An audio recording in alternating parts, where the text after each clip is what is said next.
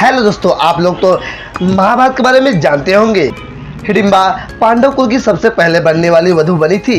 लाक्षागृह यानी लाह के बने घर को जब दुर्योधन एवं मामा शकुनी की योजना के अनुसार जलाया गया, तब पांचों पांडव अपनी माता कुंती समेत उसी भवन में थे। इन सभी की हत्या करने हेतु ऐसा किया गया था। अपने सामर्थ्य एवं दैविक कृपा से वो वहां से बच के निकले और भेष बदल कर रहने लगे। इसी क्रम में वे एक जंगल में पहुंच गए। रात अंधेरी थी और जंगल घना था।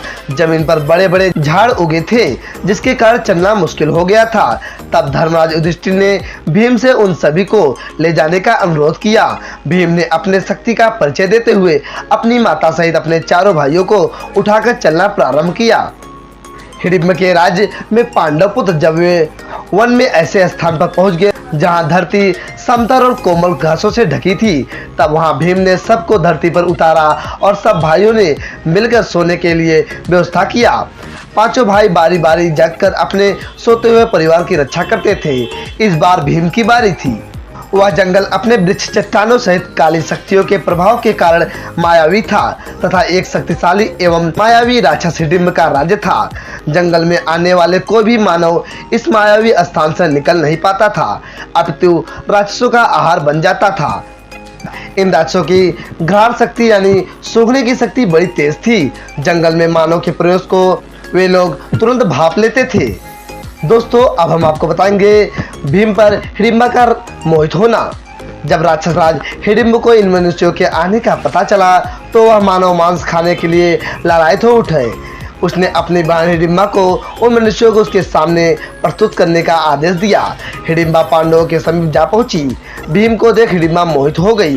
वे सोचने लगी, एक शक्तिशाली पुरुष जिसका हृदय इतना कोमल है कि वे अपने परिवार का सुरक्षा प्रदान कर रहा है, उससे से अच्छा जीवन साथी और कौन हो सकता है। मैं धन्य हूँ यदि वह मेरे पति बने। फिर उसे अपने क्रूर भाई की आज्ञा का स्मरण हुआ।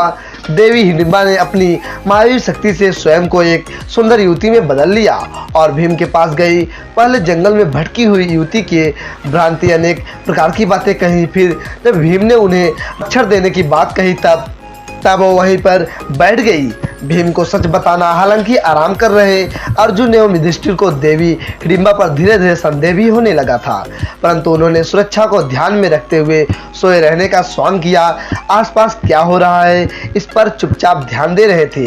इधर देवी हिडिंबा से भी यह सच छुप नहीं रहा था। तब उन्होंने भीम को बता दिया कि मुझे मेरे भाई राक्षस राज हिडिंब ने आप सभी को भ्रमित कर उस तक पहुंचाने के लिए प्रतिनियुक्त किया था, परंतु आपको देखकर मैं आपसे प्रेम करने लगी हूँ। मैं आपसे विवाह करना चाहती हूँ। मैं आप सभी को यहाँ से बाहर निकालने का रास्ता बताती हूँ। आपको बता देती हूँ, मेरा भाई हिडिंब बहुत ही पराक्रमी, मायावी और क्रूर है। उसके आने से पहले आप लोग सुरक्षित स्थान पर चलिए। हिडिंबा का भीम ने उत्तर देते हुए कहा, देवी मैं आपको नहीं जानता, परंतु आपको इतना बता दो कि हम पांचों भाई क्षमता में किसी से कम नहीं हैं। मैं बिल्कुल किसी भी राक्षस को समाप्त करने में सक्षम हूँ, इसलिए मुझे इनकी निद्रा भंग करने की आवश्यकता नहीं है। अब ध्यान से उन महान मनुष्य को देखिए। वे धर्मराज मेरे बड़े भाई हैं। उनकी अभी शादी नहीं हुई है। मैं अभी किस प्रकार विवाह कर सकता हूँ। चर्चा चल रही थी कि राक्षस राज हिडिंब वहाँ पहुँच गया। अपनी बहन को ऐसे विभूषित देख वह क्रोध से भर गया। अपनी बहन और सभी पांडवों को मृत्यु दंड देने का निर्णय लिया। दूर से ही अपने भाई के घातक रूप को देख देवी हिडिंबा भयभीत हो गई और भीम को अपने परिवार को जगाकर सुरक्षित स्थान पर ले भागने को कहा, परंतु वे कह भी किससे रही थी, वो भी महाबली भीम से, जिन्हें राक्षसों और जानवरों से लड़ना पसंद था।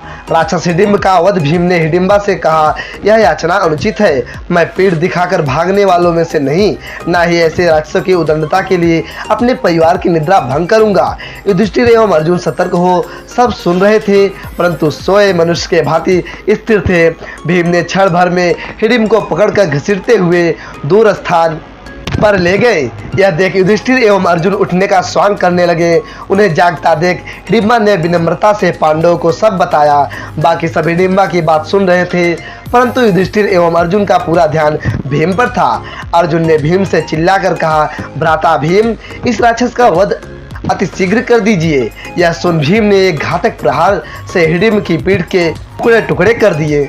राक्षसों का राजा भीम हिडिंब का वध होते ही सारे राक्षस भीम के सामने घुटने टेक बैठ गए और उन्हें अपना राजा मान लिया। तभी भीम ने कहा, मैं तुम्हारा राजा कैसे हो सकता हूँ? तुम राक्षस हो और मैं मनुष्य हूँ।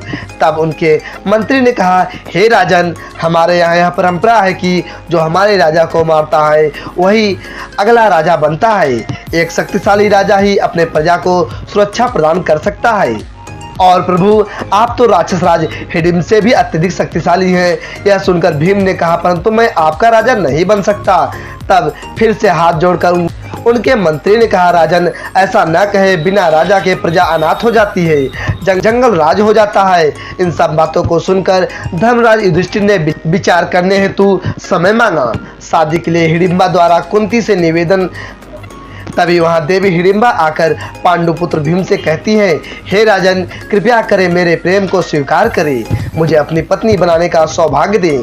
इस पर भीम ने कहा, ऐसा कैसे हो सकता है? तुम राक्षस कुल की हो, मैं मनुष्य हूँ, मेरे समाज में क्या तुम्हें वंचित स्थान मिल पाएगा?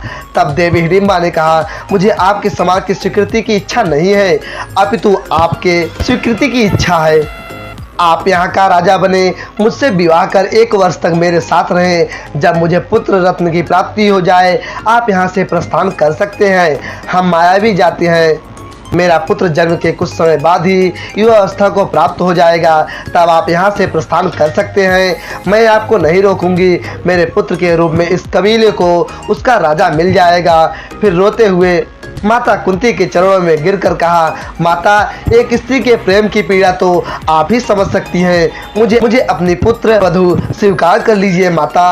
हिडिंबा और भीम की शादी एक ही वर्ष की तो बात है, मेरा भी कल्याण हो जाएगा और इस कबीले का भी। माता कुंती ने देवी हिडिंबा से कहा, हे पुत्री, तुम्हारी बातें तो धर्म संगत लग रही हैं, मुझे विचार करने का समय दो। फिर चर्चाओं के उपरांत माता कुंती सहित सभी पांडव इस बात पर सहमत हो गए कि इस प्रकार प्रजा को अनाथ करके जाना धर्म संगत नहीं है। फिर भीम ने कबीले का राजा होना स्वीकार किया, देवी हिडिंबा से विवाह किया, उनका एक पुत्र हुआ, महाबली घटोत्कच। मायावी राक्षस होने के कारण जन्म के कुछ समय उपरांत ही घटोत्कच युवा हो गए और अपने पिता भीम, अपनी पितामही देवी कुंती सहित अपने सभी काकाओं को दंडवत प्रणाम किया और उन्हें वचन दिया कि जब भी पांडवों को उनकी आवश्यकता पड़ेगी वह केवल स्मरण मात्र से वहां उपस्थित हो जाएंगे। देवी हिडिंबा ने भी अपने वचन अनुसार अपने पति भीम, उनके भाइयों तथा उनकी माता देवी कुंती को विदा किया। दोस्तों, मेरा इन्फॉर्मेशन कैसा लगा?